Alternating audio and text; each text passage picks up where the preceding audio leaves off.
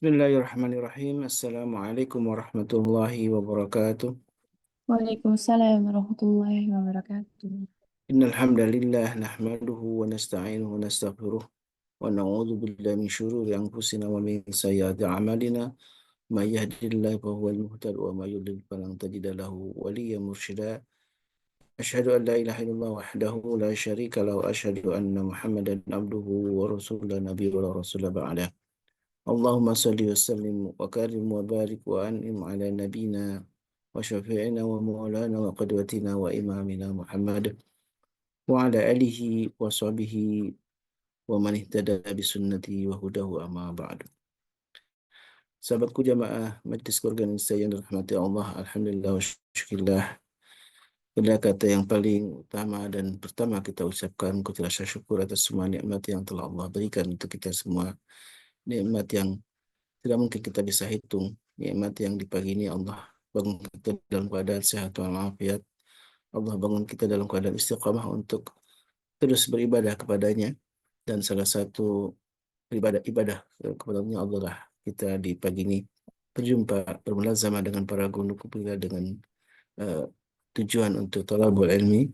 Dan insya Allah ini bagian dari syariat yang mudah-mudahan Allah hadirkan hikmah dan keberkahan untuk kita semua. Amin Allahumma amin. Salawat dan salam tentu senantiasa kita aturkan kepada Nabi kita baginda Rasulullah yang menjadi teladan kita dalam berbagai macam sisi kehidupan, dan dengan wasilah hidayah telah diberikan atau petunjuk yang diberikan oleh Nabi kita baginda Rasulullah. Mudah-mudahan kita masuk umat yang kelak akan mendapatkan syafaat dari beliau. Amin Allahumma amin. Sahabatku menjamah Majlis Keluarga Indonesia yang dirahmati Allah, di pagi ini insya Allah kita akan kembali tentu menjadi eh, kebaruan ya ketika kita masuk di bulan Syawal setelah melepas Ramadan yang tentu mudah-mudahan bekas Ramadan masih kita rasakan hingga saat ini, dan tetap kita istiqamah dalam tadarus kita, dalam eh, sholat malam kita, dalam qiyamul lail kita, dan juga banyak ibadah-ibadah yang sungguh ketika Ramadan kita begitu sangat bersemangat, dan mudah-mudahan semangat itu pula tidak pernah padam dan terus kita istiqomah untuk melakukannya hingga saat ini. Amin Allahumma amin. Dan di pagi ini insya Allah kita akan dibersamai oleh dua guru kita, yaitu Ustaz Dodi Al-Jambari dan Babi Haikal Hasan, yang sama-sama sudah kita uh, sudah kita ketahui, yang alhamdulillah selalu bersama kita dalam kajian-kajian di MKI, dan tentang keluarga menjadi sebuah tema penting yang akan kita bahas. Keluargaku surgaku, itulah suatu moto yang mudah-mudahan mengingatkan kita betapa surga yang insya Allah akan kita huni kelak di akhirat. Untuk berharap bersama keluarga kita akan kembali berjumpa. Dan inilah salah satu ikhtiar kita untuk terus mendalami ilmu syariat sebagai bagian dari persyarat kita untuk kita menghadirkan keberkahan hidup di dunia tentunya, dan menjadi wasilah untuk kita mendapatkan rahmat Allah Subhanahu wa taala. Dan alhamdulillah bersama kita Saudara Al-Jamri sudah eh, alhamdulillah selalu istiqamah, selalu menemani kita, dan sama-sama kita mentadabburi ayat-ayat Allah. Dan di pagi ini tentang keluarga, bagian dari yang harus kita pahami bagaimana syariat ini sudah mengatur begitu lengkap tentang keluarga ya. Dan tema yang insya Allah akan kita bahas tentang sebuah sunatullah yang bagian eh, kita pahami tentang Allah telah menghadirkan hukum-hukum Allah yang disebut juga dengan hukum alam, yang sungguh ini adalah sebab untuk kebaikan manusia. Dan sunatullah yang insya Allah akan kita bahas tentang adalah sesuatu yang baru ya. Memulai sesuatu yang baru itu adalah bagian dari upaya kita terus mempelajari kehidupan menjadi kehidupan yang lebih baik tentunya. Assalamualaikum Ustaz Dodi. Waalaikumsalam warahmatullahi wabarakatuh. Kifalak Habib? Alhamdulillah bi khairin bidu'aikum insyaallah Insyaallah. tabarakallah. Masya Allah. Baik, Ustaz, kita mulai sebuah tema yang tentu ini bagian yang tentu kita ingin pahami ya, tentang bagian yang kita pahami dari mulai sunatullah itu apa, kemudian apa yang dimaksud dengan kita memulai sesuatu yang baru gitu ya. Kalau Ramadan, kalau Idul Fitri itu selalu ada istilah kembali ke fitrah gitu ya. Dan fitrah adalah bagian dari sunnatullah yang sudah ditetapkan oleh Allah Subhanahu wa taala. Dan ini bagian yang bagaimana kita memahami sunnatullah ini yang insya Allah akan dibahas oleh dua guru kita. Ada Babe Haikal, Masya Allah, Tabarakallah, dan juga Ustaz Dadi Al-Jabari. Babe juga sudah gabung bersama kita. Assalamualaikum, Be. Waalaikumsalam warahmatullahi wabarakatuh. Masya Allah, Tabarakallah. Kaifa halukum, Be? Bagaimana kabarnya? Alhamdulillah bi khair. Assalamualaikum Ustazuna guruku. Waalaikumsalam warahmatullahi wabarakatuh. Ya Habibi, kafalik, kamikumullah. Baik, Saya Bu. ingat sekali jumpa dengan Pak Dodi, sebenarnya sudah ada 15 tahun ya guru ya, 20 kali ya. Jumpa Ustadz Dodi itu ketika di Aritmatea dengan Pak Rudi Widakdo, dengan itu ada 15 tahun mungkin lebih itu. Lalu 2003 ya, Be? 2003, 2002, ya, sekitar berarti itu ya. 22 ya, Masya Allah. 22 tahun 2002. lalu, Ustaz Holis, bayangin itu. Masya Allah, Tabarakallah. Itu zaman itu luar biasa. Beliau udah aktif sekali. Udah sangat dahsyat dakwahnya. Masya Allah. Kemudian di beberapa tempat saya melihat jadwal. Ada Babe Haika, ada Ustadz ini, di bawahnya lagi ada, di atasnya Ustadz Dodi. Waduh, beberapa kali akhirnya Alhamdulillah berada dalam satu wadah. Majelis Keluarga Indonesia berada dalam satu wadah. Insya Allah sebentar lagi dalam Komite Fatwa Halal Republik Indonesia. Ya Rab. Masya Allah. Yang lagi Amin. saya bangun. Jazakallah Insya khairan, Allah. insyaallah. Amin, mudah-mudahan Allah mudahkan, Allah percepat. Ini Ya Rab. sambil bebenah, sambil siap-siap berangkat. Jadi belum dibuka videonya. Saya pakai Jazakallah baju. khairan, insyaallah. Mohon dimahami. Paham, Fadl Habib. Ustaz, mendengarkan Ustaz Fadl. Taib, taib. Nanti sambil dikoreksi-koreksi aja, Bib. Eh, Bismillah, salatu wassalamu ala Rasulillah. Rabbi israh li sadri wa yassir li amri wahlul 'uqdatam min lisani yafqahu qawli. Itu doa untuk memulai sesuatu dalam Islam. Jadi Nabi Musa alaihissalam meminta kepada Allah, ya Allah, lapangkan dadaku, mudahkan urusanku. Rabbi israh li sadri. Jadi mudahkan, lapangkan dada sehingga nggak ada kesesakan, mau ngomong susah, mau apa ya. Rabbi shrah li sadri wa yassir li amri wahlul 'uqdatam min lisani yafqahu qawli, dan mudahkan di dalam menyampaikan sesuatu. Seperti kita tahu bahwa Nabi Musa itu lidahnya pernah dia makan bara api kan ya. Jadi cadel. Nah, ini bagian yang memulai sesuatu itu dalam Islam salah satu doa yang muktabar adalah doa tadi. Rabbi shrah li sadri wa yassir li amri wahlul 'uqdatam min lisani yafqahu qawli. Amin ya Rabb. Ada beberapa doa yang kita kenal sebagai Rabbi Yassir wa la tu'assir. Rabbi Tammim bil khair. Itu meminta kepada Allah kemudahan. Ya, kemudahan, jangan dipersulit. Ada sebagian yang berkomentar bahwa emang Allah akan mempersulit. Maksudnya begini, kita tidak boleh kemudian menerjemahkan satu redaksi doa itu dengan cara kita, karena kadang-kadang begini, dalam bahasa Arab itu mungkin Babe nanti bisa ngoreksi, ketika kita bicara tentang bahasa Arab itu ada dua pendekatan. Yang pertama adalah tarjem harfiah, menerjemahkan kata per kata, tetapi jangan lupa bahwa dalam bahasa umum secara etimologi itu ada yang dikenal dengan frasa. Nah, pendekatan frasa itu membuat kita menjadi faham tafsir maknawi. Jadi ada dua ya, ada tarjem harfiah, ada tafsir maknawi. Sehingga ketika kita membaca sesuatu itu ada yang bersifat langsung asosiatif, ada yang kemudian kita harus terjemahkan satu persatu. Disitulah kemudian kita bisa melihat bahwa setiap memulai sesuatu itu adalah sebuah bagian yang kita, kalau disebut dalam judulnya memulai sesuatu adalah sunatullah, kita perlu tahu juga sunatullah itu apa gitu kan ya. Jadi sunatullah ini adalah hukum alam atau ketentuan Allah yang berlaku bagi seluruh makhluk di alam semesta termasuk kita manusia.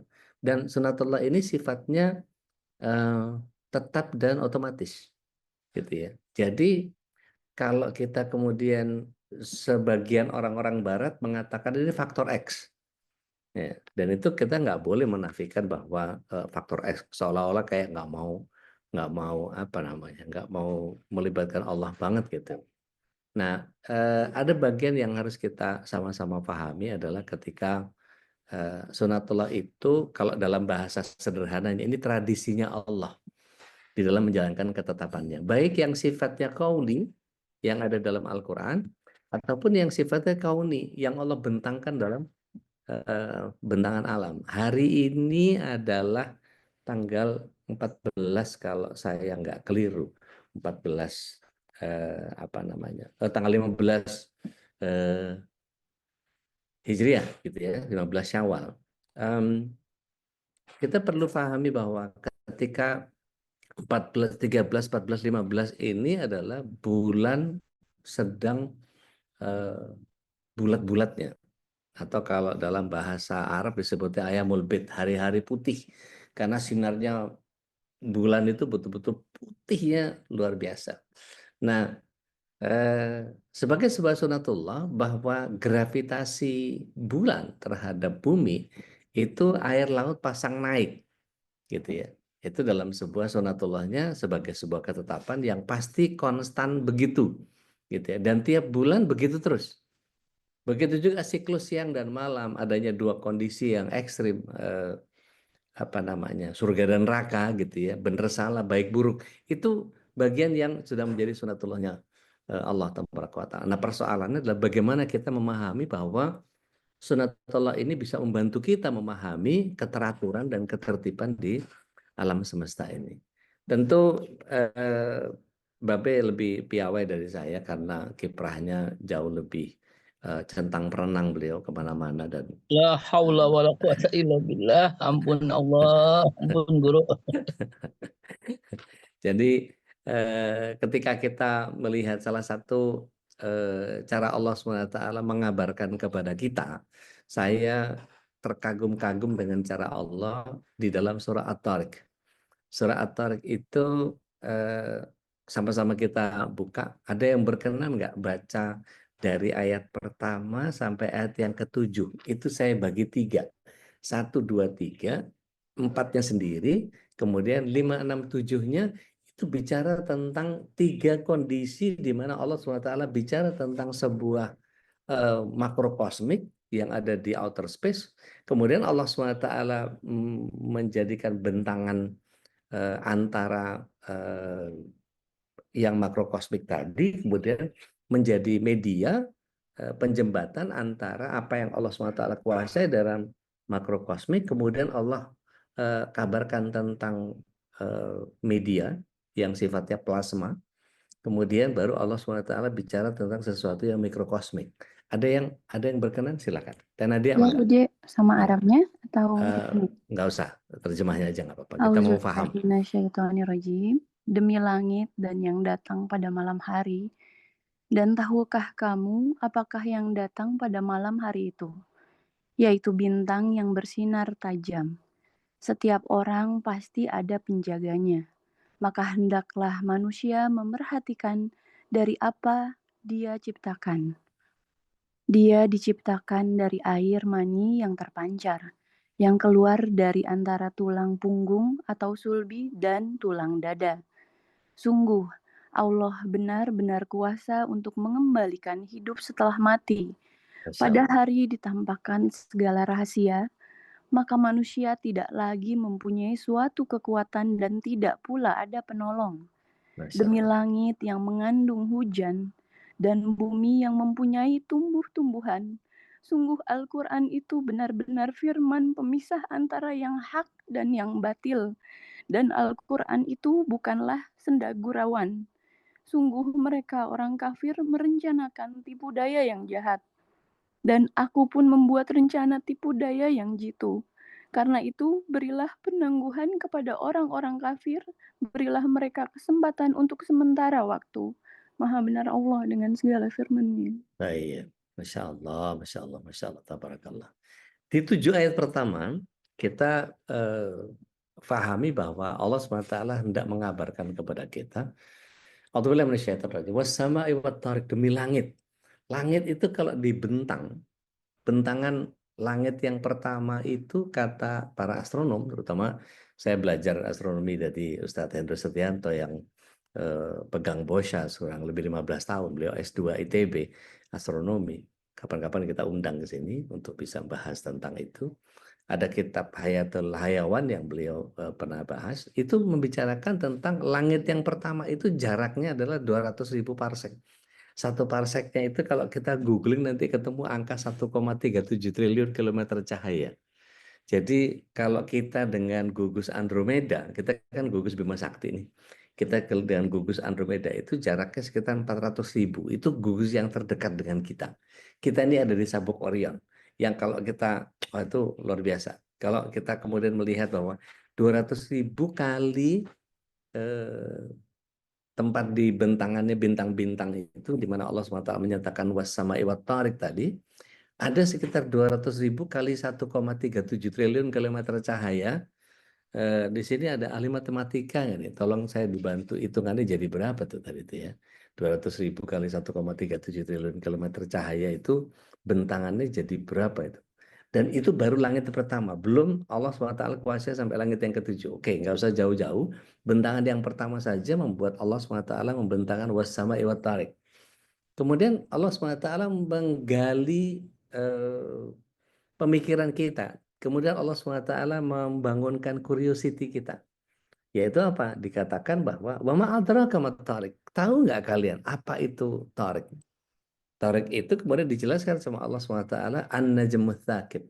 Bintang yang tajam, yang sinarnya nyelorot kalau orang Jawa bilang.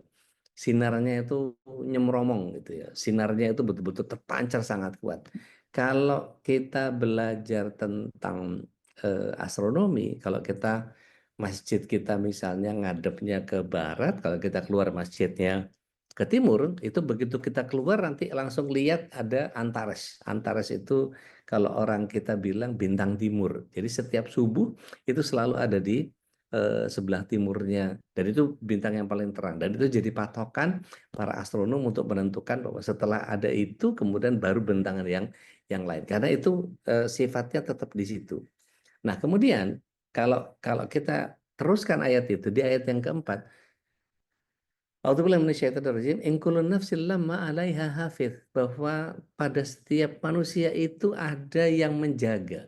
Allah SWT bicara tentang penguasa langit dan bumi yang Allah letakkan para malaikat itu dari mulai di bawahnya arsy-nya Allah tabaraka wa ta'ala, kemudian sampai kemudian di bumi itu ada malaikat yang kata Rasulullah SAW, kalau kita belajar tentang para malaikat, malaikat itu adalah yang setiap jengkal tidak ada malaikat kecuali mereka sedang sholat atau mereka sedang bersujud ke hadapan Allah tabaraka wa ta'ala. Dan di situ baru kita bayangkan betapa Masya Allah, Allah menebarkan malaikat itu dari bentangan bawahnya arsy.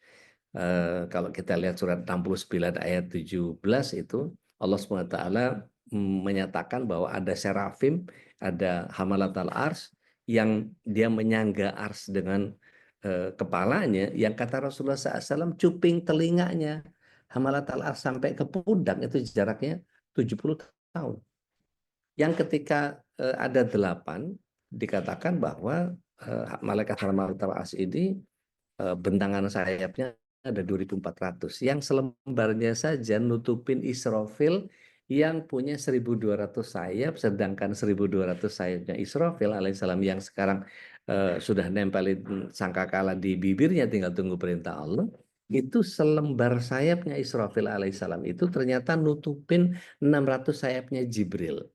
Yang 600 sayapnya Jibril itu ketika selembar sayapnya Jibril menutup ufuk.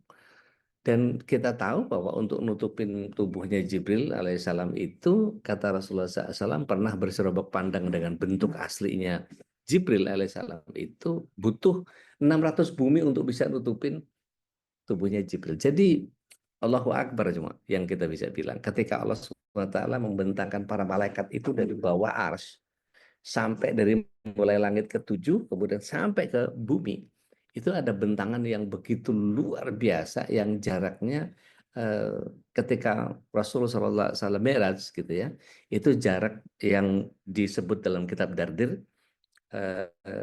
jaraknya adalah 40 hijab antara Rasulullah SAW di Baitul Ma'mur dengan Allah Tabaraka wa Ta'ala di Arsy. Yang tampak adalah cahaya itu, yang ketika Rasulullah SAW sujud dan kemudian menjadi monumen tahiyat kita di dalam setiap sholat. Itu bagian yang kemudian satu hijabnya saja antara bumi dan langit. Jadi Allahu Akbar lah pokoknya kalau kita mau membahas tentang bagaimana Allah SWT memberikan keberadaan malaikat itu dari mulai bentangan yang paling tinggi di jagat raya ini sampai kepada bumi. Dan Allah SWT nyatakan itu dengan inkulun nafsil lamma alaiha hafiz.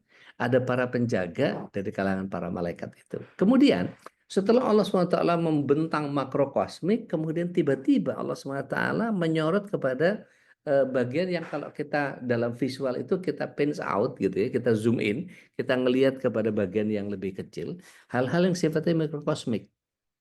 Apa itu? Allah SWT menyatakan falyanzuril insanu mimma khuliqa. Dan pikirkan oleh manusia diciptakan dari apa mereka itu. Maka Allah SWT menyatakan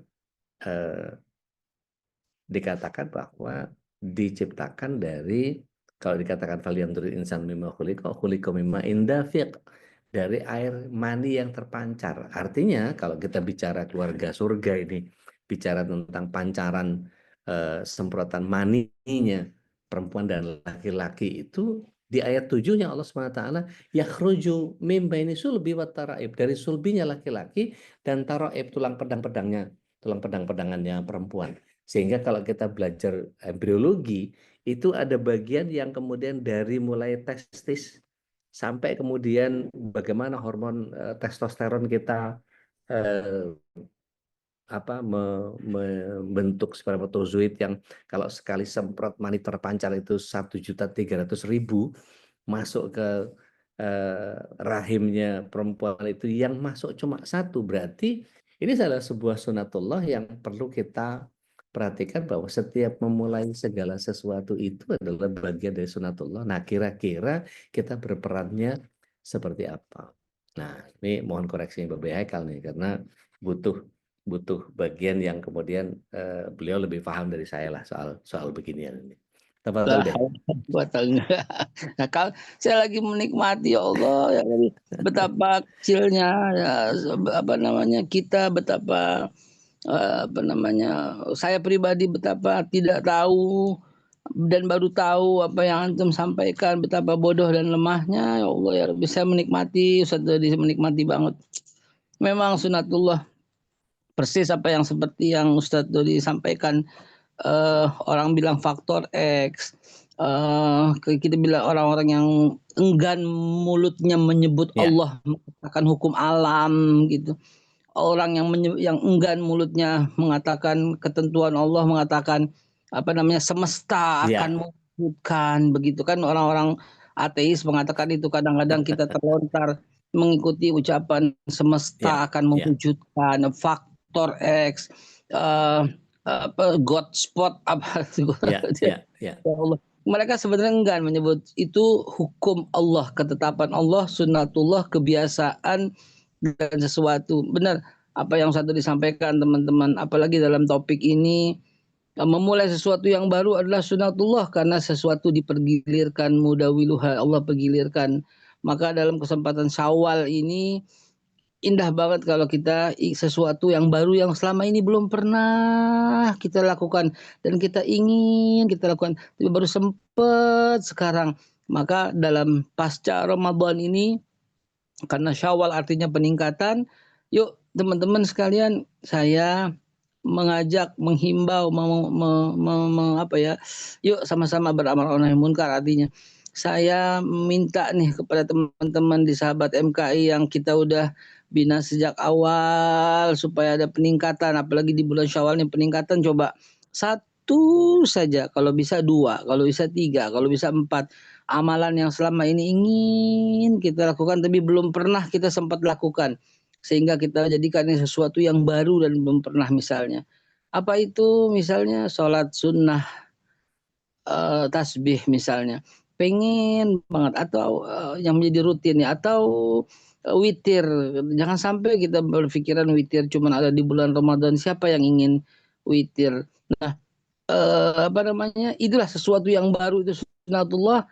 Mohon dijelaskan lebih lanjut tadi. Kalau saya ingin apa ya? Rutin gitu, setiap saat di kantong itu selalu ada 5 ribuan, 10 ribuan, 20 ribuan, 50 ribuan, dan selalu mengeluarkan itu kepada siapapun yang terlihat angkot yang sepi begitu, warung yang kosong barang-barangnya gitu. Eh, Apalagi mereka yang berusaha tapi belum mendapatkan sesuatu gitu. Kalau kita lihat warung tapi kosong barang-barangnya. Tukang singkong goreng yang sepi, nggak ada nama. Gimana kalau itu kita samperin misalnya? Atau amal yang bersifat pribadi misalnya. Nah, mohon dijelaskan, mohon dituntaskan, dikupas atau itulah yang harus teman-teman di MKI ini jalankan, lebih fokus kepada praktek nih misalnya saya, yang akan didukung dengan semangat keilmuan yang dahsyat dari Ustadz. Fadhal Ustadz, mohon arahannya Ustadz. Masya Allah, Masya Allah. Kalau Babe mikirnya udah orang lain ya, kalau saya masih mikirin diri sendiri. Beliau udah mikirin 5 ribu, 10 ribu buat orang lain. Kalau saya di kantong ini baru obat perut ini, baru. Jadi masih mikirin diri sendiri saya ini. Jadi eh, ada banyak hal yang kemudian kalau kita perhatikan memang Rasulullah SAW menyatakan khairun nas anfa'uhum linnas. Sebaik-baik manusia itu yang bermanfaat buat banyak orang. Nah, mungkin nanti kita bisa ambil inspirasi dari apa yang Babe berikan kepada kita bisa menebarkan manfaat untuk orang di sekitar kita. Itu sebetulnya kalau misalnya ada sebagian kita menyatakan mungkin gua nggak punya duit, kagak gaulak duit, lagi susah begini, udah kena COVID apa segala macam, ada rasionalisasi, ada apa segala macam. Tapi mungkin bisa memulai dengan doa untuk orang lain, memudahkan urusan-urusan setiap orang. Saya berusaha setiap kali membuka majelis itu, biasanya hanya pagi ini aja saya ketinggalan nih.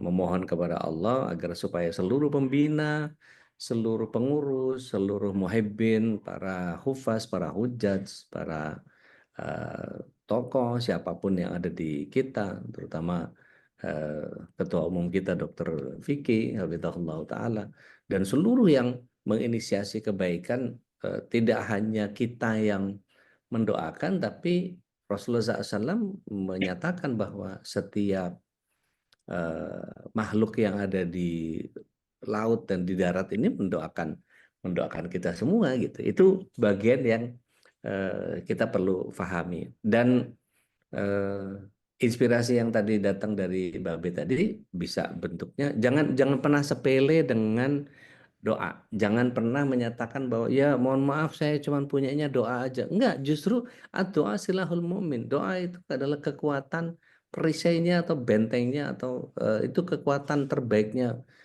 manusia. Karena ada satu kisah di pojokan Madinah itu ada seorang pemuda yang kemudian ketika dia datang ke Nabawi, semua orang minta hujan ketika itu. Semua orang minta hujan. Bukan Dia dewek katakan ini. Allahumma aghithna, Allahumma aghithna, Allahumma aghithna gitu. Minta hujan, minta hujan, minta hujan. Tetapi ternyata Allah SWT tidak menurunkan hujan. Ketika ada seorang pemuda yang tidak dikenal siapanya, tiba-tiba dia memohon kepada Allah dan didengar oleh orang yang ada di belakangnya. Dia memohon, ya Allah, seandainya engkau tidak turunkan hujan, maka aku khawatir banyak orang yang tidak mau lagi meyakinimu sebagai Tuhannya. Maka turunkanlah hujan untuk kami. Itu tiba-tiba hujan. Wow. Maka sebagai orang yang kagum dengan pendoa ini, maka kemudian diikuti di mana rumahnya. Sampai kemudian ternyata beliau adalah seorang tukang sepatu. Jadi suka bikin sepatu, suka bikin sepatu, sendal gitu, trompa dan seterusnya. Sampai kemudian disamperin, Assalamualaikum, Waalaikumsalam, kata, antum siapa? Apa maksudnya? Antum siapa kok berdoa begitu dahsyat? Itu langsung diusir, sana. Marah dia, karena diketahui sebagai orang yang mustajab doanya. Maka keesokan hari ketika disamperin ke rumah yang sama, dia sudah meninggalkan Madinah. Dia pindah tempat, mungkin keluar dari Madinah. Nah, ini bagian yang orang-orang yang punya kekuatan doa seperti ini, kita nggak tahu loh. Ada 56 orang di sini yang kemudian berdoa, saya nggak pernah tahu doanya siapa yang bakal dikabul gitu ya. Tapi ayo kita mulai dengan sesuatu yang baik, dengan sesuatu yang mungkin kita bisa jadikan sebuah tradisi kita pribadi gitu ya. Jadi ada hal yang kemudian kita harus fokus kepada bagian tadi. Babe sudah memberikan inspirasi kepada kita. Ini Syawal nih. Syawal itu kata para penggembala onta, Syawal itu adalah bagian di mana onta-onta menaikkan buntutnya. Onta itu menaikkan buntutnya dalam pengertian nggak mau dikawini. Nah, Syawal itu adalah bagian yang kemudian di bulan Syawal, di bulan di mana kita naik, itu seharusnya dari Ramadan ada kenaikan, ada peningkatan, ada bagian yang harus kita tingkatkan, ada bagian yang harus kita lakukan dengan peningkatan yang lebih baik. Jadi kalau kemarin itu baca Qur'annya mungkin sehari sejuz, nah ini kita naikkan jadi 1 juz plus 1 ayat gitu, nggak usah terlalu muluk-muluk jadi 2 juz apa segala macam. Atau setidaknya kita istiqomahkan saja. Nah, ini menjadi bagian yang seperti Bapak tadi bilang bahwa ada kecintaan Allah SWT pada di mana Rasulullah SAW ketika ditanya oleh seorang pemuda, ya Rasulullah, ayul amal ahabba ilallah. Apa amal yang dicintai oleh Allah SWT. Bahkan Rasulullah SAW menyatakan, ini hadis seringkali disebut sama Ustaz Khalis, ayul amal ahabba ilallah ta'ala adu hawa ingkal. Sesuatu yang kau dawamkan meskipun cuma persoalan yang kecil sedikit. Tadi mungkin 5.000, 10.000 buat kita mungkin tidak terlalu berat, tapi ada sebagian orang yang masih enggan untuk mengeluarkan infaknya. Ada kekuatan doa yang sangat luar biasa. Artinya kalau kemudian dikonvert, ngambil jalan tengahnya gitu ya. Kalau Mas Elo nanti mintanya gini, ya berdoa aja supaya dapat rezeki banyak, rezekinya digeser ke scanan yang ada di sebelah saya ini gitu ya. Jadi tinggal di scan aja di sini. Iya. Diingetin lagi. Ustaz Dodi, saya tuh punya kebiasaan, Ustaz. Jadi begitu saya naik mobil atau saya keluar dari dulu masih naik motor gitu kemana-mana, itu saya punya kebiasaan begini. Bahkan waktu jadi sales, Pak. Jadi sales waktu saya jadi sales. Jadi saya suka buang target sales saya sebagai salesman. Saya nggak peduliin, saya buang. Saya bilang saya nggak mau dibatasi dengan angka-angka. Saya akan mencapai angka yang pokoknya saya nggak mau dibatasin, sehingga pencapaian saya bisa 200%, 800% pernah, bahkan pernah 2000%, di mana target cuma 20, saya bisa sampai 1000, bukan 100 lagi. Karena saya bilang saya nggak mau dibatasi, jangan mau dibatasi dengan angka, kita bisa mencapai apa yang kita bisa. Itu kebiasaan saya setiap masuk ke toko, saya katakan, ya Allah mudah-mudahan toko ini jadi ramai. Gitu. Ya Allah mudah-mudahan, saya nggak lihat lagi itu toko siapa, tokonya udah beli apa tidak, ya ampun kesian kotor, saya bawa lap satu di. Saya suka ngelapin pajangan-pajangan, bahkan ples-ples, toples-toples yang kotor tuh saya lapin. Jadi ketika saya datang waktu zaman jadi sales, itu engkau enci-enci bapak haji yang punya toko itu, kal sini nih, dikeluarin kopi, dikeluarin teh. Bahkan ada toko yang sangat sulit banget ketika orang untuk mencapai target, namanya toko Haji Malik, adanya di Jalan Raya Jatinegara di sebelah kanan itu, kalau kan satu arah ya menuju Matraman, sebelah kanan toko Haji Malik, sekarang jadi toko Haji Malik udah berubah jadi toko siapa tuh ketika Haji Malik meninggal, saya lupa. Itu toko Haji Malik itu paling angker gitu. Kalau ngeliatin salesman dari kepala sampai kaki terus diusir gitu. Itu kalau saya datang itu diambilin tuh teh kotak, susu Masya Allah. ultra diambilin. Padahal saya juga nggak mengorder, saya diam aja duduk, lap-lap gitu. Memang dari awal. Nah sekarang ketika saya alhamdulillah naik mobil, itu 5 menit pertama tengok kiri, tengok kanan, doa aja. Ya Allah tuh sepi banget. Ya Allah mudah-mudahan laku. Ya Allah, mudah-mudahan. Ya Allah, mudah-mudahan. Ya Allah, mudah-mudahan. Nah mungkin ini inspirasi buat teman-teman di mana jangan pernah habis mulut ini. Itu ketika tidak punya apapun, seperti yang Ustadz tadi disampaikan, kekuatan doa tuh kan ketika kita menyampaikan doa 1 kali, itu malaikat itu mengaminkan 70 kali buat kita, Masya sehingga Allah. Masya Allah. ternyata kita lebih dulu yang kita terima. Uniknya Ustadz Dodi, saya lakukan itu sebelum tahu hadis itu gitu. Masya Allah. Masya Allah. Gitu. Jadi saya dari itu dulu. Jadi kebiasaan gitu. Mudah-mudahan gini. Karena saya ingat inspirasi, doakan orang di depanmu, maka semua urusanmu akan beres. Nah, itu yang saya pegang. Doakan aja orang di depanmu, maka semua orang. Jangan lihat lagi dia itu Islam, Kristen, Hindu, Buddha, Protestan, kaya, miskin, laki, Ya. perempuan. Ada perempuan dulu di Blok M, ini saya ingat banget, dia di Blok M, karena kita nongkrong di Blok M dulu, zaman dulu Aldiron. Perempuan itu pakaiannya itu ampun dah gitu, roknya itu aduh elah di atas lutut 20 cm gitu kan. Wah, baju putih, dada kelihatan, rambut terurai. Saya ingat banget. Rupanya dia Ya. sales rokok gitu ya, sales rokok. Saya kan bukan sales, jadi saya merasakan penderitaan wanita itu, saya ngerasain banget. Teman-teman itu yang maaf banget, sok alimnya dengan berkata, lihat tuh orang kurang ajar banget tuh, najis, macam-macam. Saya Ya. tuh dalam hati berkata, ya Allah, mudah-mudahan dapat pekerjaan yang lebih baik gitu. Lu kalau orang begitu aja masih didoain, kenapa siapa tahu.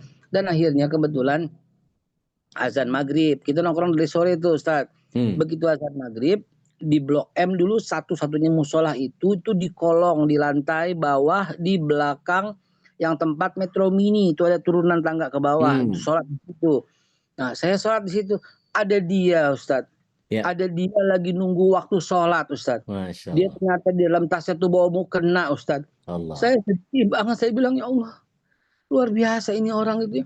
Dia terpaksa pakai pakaian begitu, terpaksa jadi sales rokok, tapi dia nggak ninggalin sholat. Sementara teman saya yang bilang soalim lokal, orang kayak gitu didoain begitu. Saya Malah nggak tungguin, sholat. malah nggak sholat sampai masuk waktu isya gitu. Iya. Itu standar kita pulang kuliah itu begitu. Jadi saya naik batas P15, turun di Cililitan, dari Cililitan baru naik metro mikrolet yang warna biru atau oplet yang ke induk. Saya cari yang banyak buahan, yang banyak sayuran, sehingga saya udah tinggal numpang, nggak bayar kan. Kalau ada yang banyak sayuran itu kan di charter tuh opletnya. Saya tungguin kalau malam-malam tuh penuh begitu, karena keterbatasan ongkos. Saya yang P15 itu teman supir-supir tuh banyak kenal saya, suka digratisin karena saya suka bantuin orang-orang untuk naik. Saya duduknya pasti di samping supir.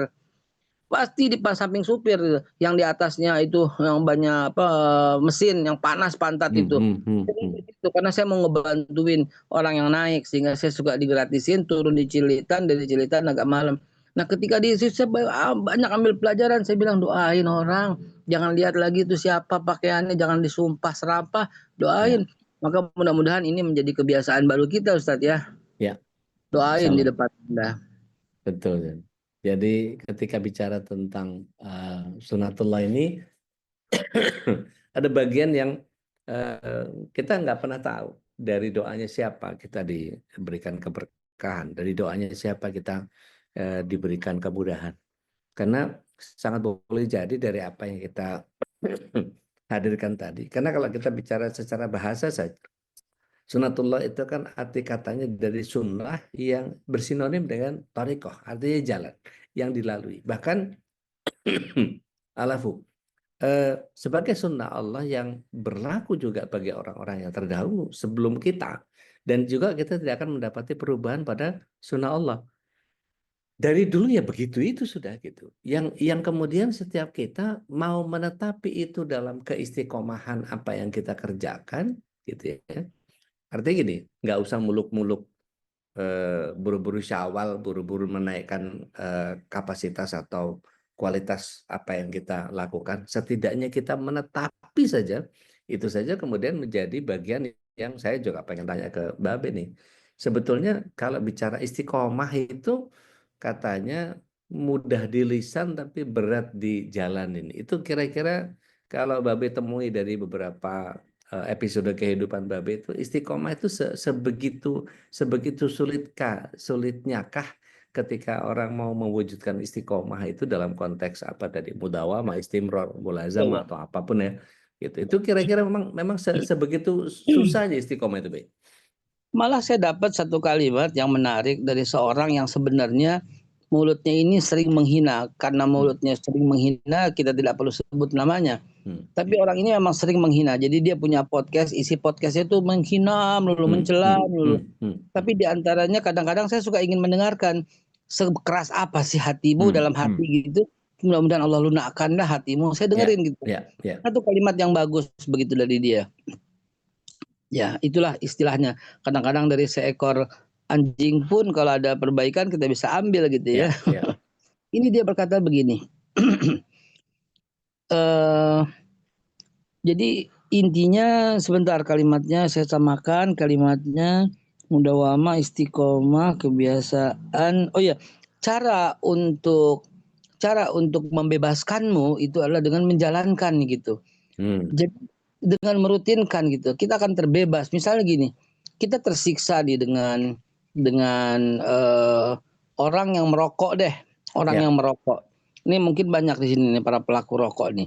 Kayaknya nggak ada, Be. Hah? Nggak ada kayaknya. Ada ya. Mudah-mudahan Allah kasih kita di ya. grup lain kayaknya. Orang yang merokok gitu. Itu untuk meninggalkan rokok itu beratnya minta ampun. Ketika dia katakan beratnya minta ampun, maka saya jamin dia itu nggak akan pernah bisa berhenti dengan merokok. Tapi ketika dia berdamai dengan mengatakan bisa kok kapan aja gua mau, cuman ya gimana ya gitu. Nah, ketika dia berusaha untuk berhenti sehari gitu, maka dia akan bisa berhenti yang kedua kali, ketiga kali. Maka ketika itu terjadi, maka dia dengan dia nggak akan pernah mau merokok lagi. Artinya dia sudah istiqomah meninggalkan rokok. Jadi cara menjalankan istiqomah itu apa? Just do it. Gitu. Ada orang yang takut lewat kuburan, saban lewat dia ngeri, saban lewat dia ngeri. Ini kejadian sama saya waktu kos di Bandung. Jadi aku takut lewat kuburan. Bagaimana caranya supaya bisa lewat situ? Lewat aja. Nggak ada apa-apa ya ternyata. Jadi caranya gimana? Just do it. Jalanin. Dengan jalanin akan mudah semuanya. Terus jalanin lagi. Maka terjadilah sebuah kebiasaan baru. Waktu di Perth misalnya, waktu kuliah di Australia gitu. Itu saya harus jalan muter untuk mendapatkan bus yang akan mengantarkan ke WA. Nah, ada jalan pintas yaitu lewat taman, tapi di situ banyak anjing dan saya takut dengan anjing. Nah, satu hari saya memaksakan diri lewat situ. Anjingnya nggak apa-apa tuh. Nggak apa-apa. Akhirnya setiap hari saya lewat situ. Begitu juga ketika saya tinggal di Bandung, sebelah saya itu belakang persis rumah itu rumah kosong yang sangat angker. Orang nggak mau lewat gang situ, harus jauh muternya. Gimana caranya supaya istiqomah lewat situ? Jalanin deh coba. Nggak apa-apa ya. Nggak ada tuh setan, nggak ada hantu, nggak ada kuntilanak. Akhirnya orang pun lewat situ semua. Akhirnya saya membuka jalan untuk itu. Jadi kalau orang-orang berkata itu gimana caranya? Jalanin aja. Gitu ya simpelnya Ustaz. Masya Allah. Ini jadi jalanin aja gitu ya. Kalau bahasa di guru saya yang orang Betawi juga, Be, itu doanya tuh Allahumma paksain gitu ya. Ya betul. Allahumma minal paksain. Ini kata Mbak Dian, don't judge the book by its cover katanya. Jadi jangan pernah beli buku kalau nggak ada covernya gitu kan ya.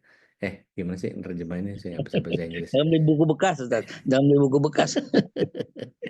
Jadi kalau kita bicara tentang memulai sesuatu adalah sebuah sunatullah, maka beruntung kita adalah orang-orang yang tiap hari ada kesyukuran terhadap contoh yang Rasulullah SAW selalu berikan kepada kita, yaitu doa yang sederhana sih. Alhamdulillahilladzi ahyana ba'dama amatana wa ilaihin nusyur. Jadi setiap pagi itu ada kesyukuran yang sangat luar biasa Rasulullah SAW hadirkan untuk kita kemudian bisa bisa menghadirkan kesyukuran yang memang sudah jadi keniscayaan buat setiap kita. Saya selalu kalau ada anak-anak itu, kalau anak-anak udah mulai makin gede, mereka ke pesantren segala macam, saya jadi nggak punya mainan buat diuyel-uyel gitu. Kalau pagi, saya senangnya itu kalau mereka masih ada di kita bangunin subuh itu sambil di apa di belai-belai punggungnya gitu atau sambil jempol dipencet-pencet itu sambil nyanyi. Alhamdulillahilladzi ahyana ba'dama amatana wa ilaihin nusyur. Sebagian orang kalau saya lakukan itu, tambah pules Ustaz. Enggak, karena saya pijitnya sambil tambah kenceng. Jadi dia sambil udah mulai ngulet-ngulet nggak nyaman begitu. Nah, saya cara membangunkan mereka kalau udah mulai sulit, tingkat level yang tertinggi kalau udah mulai dia susah bangun itu biasanya saya sambil ngedeketin muka saya ke kuping mereka gitu. Sehingga mukanya saya doakan alhamdulillah dia. Nah, itu kan kejilat-jilat gitu mukanya ya itu bang pasti bangun gitu kan ya. Jadi sebagai sebuah cara oke, kalau Bapak atau Abi mau bangunin, kira-kira mau dibangunin kayak kemarin enggak? Enggak. Jadi begitu saya bilang Assalamualaikum, Alhamdulillah, itu langsung melek, duduk, langsung tegang, nggak mau dijilatin lagi mukanya gitu. Jadi ada kesyukuran dengan cara yang lain. Mungkin Bapak Ibu ada yang mau sharing juga berkait dengan bagaimana memulai sesuatu. Mungkin ada sebagian kita kesulitan untuk memulai karena biasanya gini. Memulai sesuatu yang baru itu kadang-kadang berawal dari nggak punya ide. Kalau tadi Babe ngasih tahu witir nggak harus di Ramadan doang. Bahkan Rasulullah SAW itu menginspirasi kita dengan jangan kau tinggalkan sholat malammu meskipun hanya dengan 1 rakaat. Dan bahkan kalau kita lihat Abu Hurairah radhiallahu anhu itu menjaga witirnya. Abu Bakar As-Siddiq radhiallahu anhu beliau lebih banyak qiyamul lailnya sebelum tidur. Nah, ini hal-hal yang kemudian kalau kita belajar dari apa yang datang dari para sahabat, terutama Allah alaihi majma'in, itu banyak loh ternyata inspirasi-inspirasi tentang itu. Monggo, silahkan kalau ada yang mau sharing atau Babe mau nambahin kisah-kisah yang inspiratif tadi, mangga. Cara banguninnya Ustaz, cara bangunin itu kalau sayang, kalau cara bangunin itu kalau di kami beda Ustaz. Kalau di kami itu beda. Di kami itu Aisyah lah yang membangunkan saya, bukan saya yang membangunkan Aisyah. Itu dahsyat itu. Itu dahsyat. Saya kalau telat dikit aja pada protes kalau telat dikit. Bapak belum bangun ya, Bapak belum bangun. Sebab saya kebiasaan tahajud saya habis tahajud saya tidur gitu. Insyaallah. Habis tahajud tidur, baru kemudian subuh rame-rame gitu. Kalau anak-anak kebiasaannya itu dia tahajudnya itu dekat-dekat waktu subuh sehingga dia membangunkan saya lagi. Kok Bapak tidur lagi? Gitu. Kalau aneh masih belum sukses jadi orang tua. Katanya orang tua yang sukses itu yang anaknya nggak perlu dibangunin kalau pagi. Kalau saya masih belum sukses jadi orang tua. Jadi masih Ya Rob.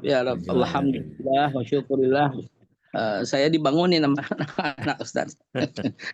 Baik, Bapak Ibu, kalau mau sharing, monggo silahkan.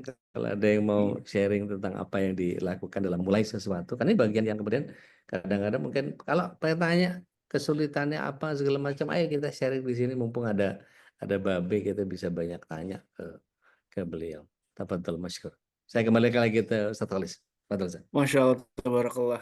Doa inspirasi yang luar biasa ya yang kita dengarkan dari guru kita Babe Haikal dan juga Ustaz Dodi Al-Jabari. Masya Allah.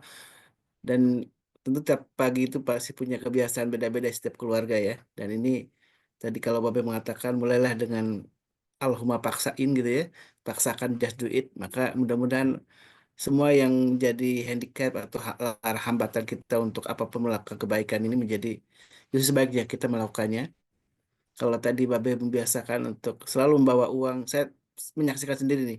Kalau Babe itu di mobilnya itu selalu banyak uang 2 ribuan, 5 ribuan gitu kan, ya 10 ribuan. Dan siapapun anak yang mendekati Babe itu selalu dapat uang. Ya Allah.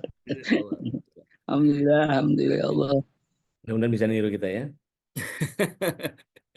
Masya Allah. Dan silakan jamaah yang ingin sharing testimoni, mungkin ini di Syawal itu yang disebutkan sebagai bulan peningkatan. Mungkin kita masing-masing punya mutabaah ya, Sadadi ya. Ya, Mutabaah catatan harian apa yang menjadi eh, keinginan kita untuk perbaikan misalkan ya. Kalau misalkan kita bangun di sebelumnya itu di jam 4, mungkin kita ingin meningkatkan di Syawal ini agak lebih awal, mungkin setengah 4 atau jam 4 kurang 15 menit gitu ya. Itu misalkan jadi mutabaah kita di bulan Syawal ini.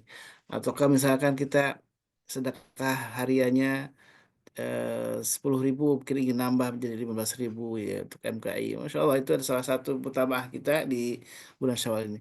Silakan Bunda Nadia.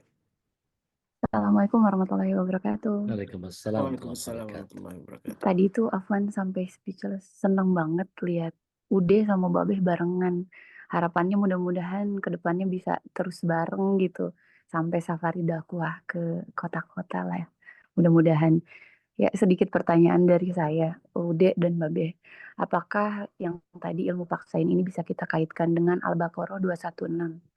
Boleh jadi kamu membenci sesuatu padahal itu baik bagimu, yang kayak ilmu paksain kan kita bangun tuh ngantuk banget misalnya jam 3 kita paksain deh gitu, itu kita kaitin sama itu gimana?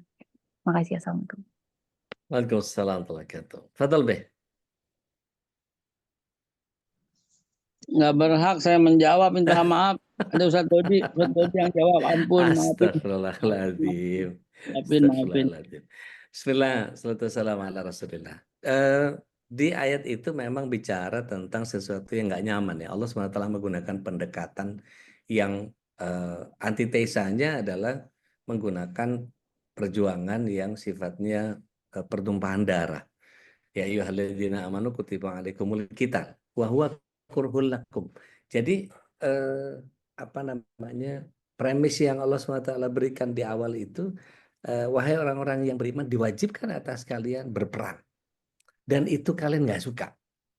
Kemudian Allah SWT ngebedah sejatinya, wa asa antakrahu syai'a wa huwa khairul lakum. Sesungguhnya boleh jadi kamu tidak menyukai sesuatu padahal itu baik buat kamu. Mari kita telisik lebih dalam. Apa yang tidak disukai oleh orang? Orang nggak ada yang senang perang. Damai itu indah gitu kan ya. Dulu waktu zaman tahun berapa tuh? 2000 berapa tuh, di mana-mana Kodim selalu apa namanya, slogan-slogannya damai itu indah, damai itu indah, damai itu indah. Semua Kodim kayaknya begitu deh. Damai itu indah, damai itu. Sampai-sampai orang urusan sama polisi juga damai itu indah. Gitu kan ya. Jadinya terjadi suap menyuap jadinya. Terus ayat itu dikatakan bahwa boleh jadi kamu tidak menyukai sesuatu padahal itu baik buat kamu. Jadi kalau kita perang, kebaikan yang bisa diambil apa? Matinya mati syahid. Orang mati syahid itu, Masya Allah, tetes darah pertama, ini bukan ngomongin soal perjuangan perawan ya, tetes sampai dia berjuang sampai tetes darah pertama gitu ya. Tapi bicara tentang tetes darah yang jatuh itu sebelum jatuh ke tanah, tetes darah yang dilakukan oleh para mujahid, para apa namanya, raib, para apa namanya, para pejuang-pejuang, para penjaga-penjaga perbatasan, orang-orang yang berperang di front terdepan, itu memperjuangkan setetes darah yang mereka perjuangkan itu sampai sebelum sampai pahalanya udah sampai kepada Allah Tabaraka wa Ta'ala. Belum lagi kalau kemudian mereka syahid. Syahid itu, Masya Allah, tidak ada azab kubur, tidak ada hisab. Nanti di siratnya Allah yang apa, siratul mustaqim itu secepat kilat. Belum lagi bicara tentang padanan surga yang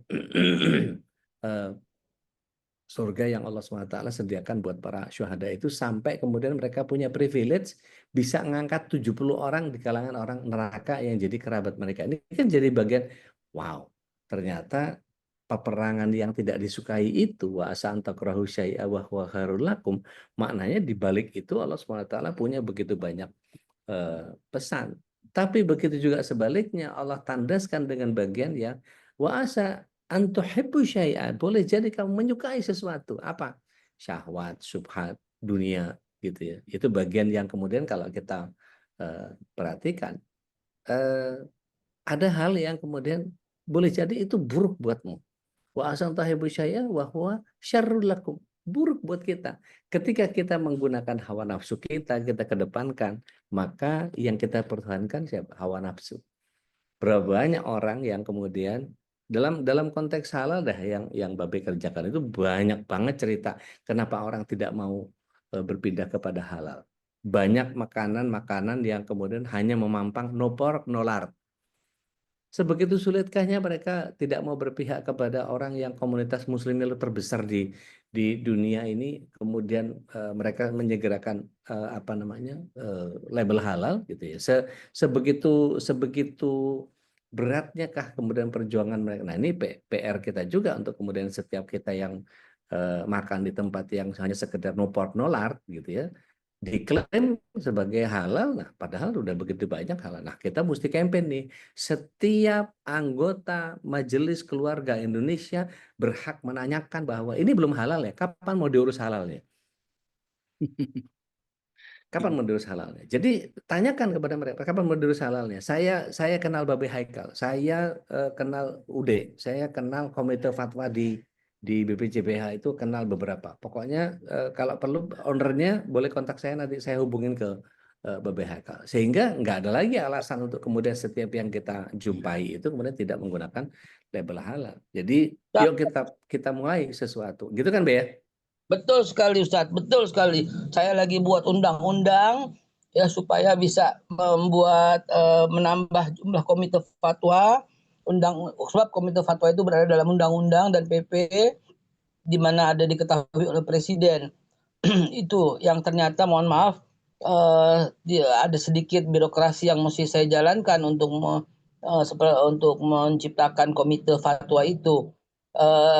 Dan nanti akan diberi tanda pengenal sebagai Komite Fatwa Badan Halal Republik Indonesia, sehingga apa yang satu dilakukan itu teman-teman yang punya kartu itu bisa menanyakan itu kepada semua resto yang dimasuki.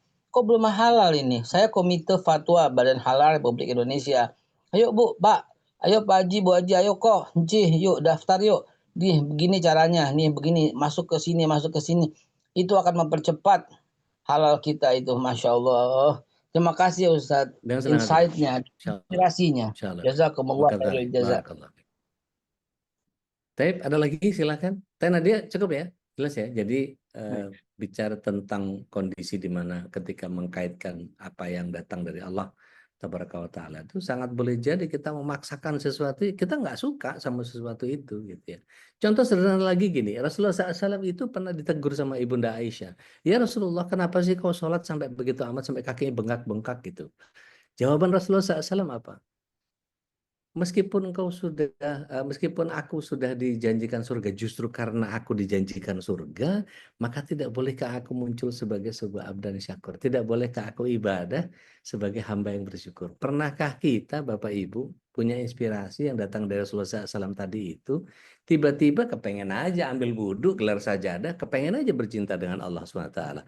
Nggak usah nunggu duha, nggak usah nunggu tahajud, nggak usah nunggu punya dosa baru sholat taubat, nggak usah nunggu waktu sholat rawatib, nggak usah nunggu masjid untuk tahiyat masjid. Kita lakukan sesuatu karena Allah saja. Itu kira-kira kayak apa itu kualitas hubungannya sama Allah ketika kita melakukan sesuatu karena cinta aja kepada Allah. Begitu ditanya sama pasangan kita, ngapain? Mau sholat aja. Sholat apaan? Ya sholat aja karena Allah. Wah, keren itu.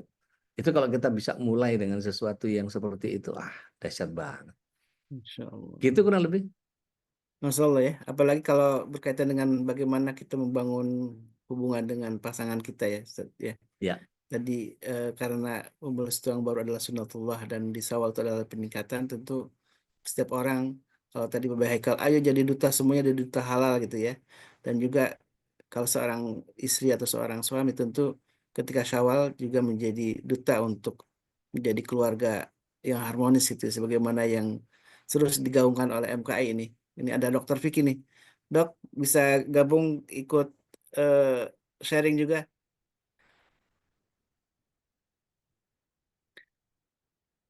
Dan ini barangkali juga bisa di nah ini Dokter Vicky sudah gabung. Ini Doktum nih. Iya. Ya dok. Masya Allah. Lagi ganteng-gantengnya. Masya Allah. Nah, Lightingnya keren lagi tuh. sibuk lagi sibuk nyatet nih, Tat. Nih kan memulai hal yang baru nih, di setiap kajian nyatet kita nih. Masya Allah. Biasanya dengerin terus, tapi sekarang insya Allah coba mulai catat terus gitu ya. Jadi merangkum apa yang dicatat nih, mungkin ya selama Ramadan ini kita kan tahu ya, waktu itu pernah diajarin sama Babe itu tentang product life cycle ya. Ada introduce, ada growth, ada maturity, kemudian kan decline. Nah, ini memulai hal yang baru mungkin itu akan membuat sebuah kurva product life cycle itu makin naik ya, Be ya. Betul, dokter, betul. Betul banget, Mungkin ya betul itu banget. yang saya dapat hari ini nih. Bagaimana kita buat yang baru supaya kurvanya naik ya, Be. Bismillah. Gimana, Be? Ada di komentar, Be? Iya, karena setelah masuk ke dalam fase yang di atas tuh akan landai gitu. Ya, decline. Gini deh, di antara kita nih, insya Allah. Ada yang sanggup tidur sebelum Isya nggak? Tapi nggak terbangun, bablas sampai subuh. Saya yakin pasti nggak bisa gitu. Iya, pasti kebangun. Ya kalau ternyata bisa ya istighfar aja gitu ya. Berarti Kebelut. belum memiliki Isya gitu. Dia nggak ada masalah. Coba aja, sanggup nggak gitu loh. Sanggup nggak kita nggak bersolawat gitu? Nggak akan sanggup. Gitu kan, sanggup nggak kita? Nggak akan sanggup. Udah menjadi mudawamah, bukan istiqomah, bukan mudawamah lagi, tapi udah kebutuhan gitu, kebutuhan. Gini deh, kalau kita lagi duduk lagi capek, terus azan Jumat, kita bilang gini, kali ini nggak usah Jumatan dulu. Sanggup nggak orang laki bilang kayak gitu? Jadi ya nggak mungkin gitu loh, nggak mungkin, impossible. Kalau umpamanya sanggup ya berarti ya wallahu a'lam, astagfirullahaladzim, mohon istighfar aja sama Allah gitu. Jadi betul Ustaz Vicky, bagi orang-orang yang Jumatannya sebulan cuma dapat sekali, setahun cuma dapat berapa kali Jumatannya, ketika dia harus lagi capek-capek kerja atau lagi sibuk-sibuk dagang atau lagi di motor, untuk mampir sholat Jumat itu beratnya minta ampun, dia naik gitu, decline itu naik tinggi. Tapi begitu sampai menjadi kebutuhan, nggak akan pernah dia bisa. Saya teringat Ustadz guru saya tuh, Kiai Haji Mulia almarhum Ustadz Muhammad Sobari gitu. Ketika dia naik haji pertama, kedua, dia minta sama Allah, ya Allah saya pengen kesini sering gitu. Dan dia nggak sanggup untuk menolak, karena akhirnya dia pergi haji 27 kali berturut-turut tiap tahun.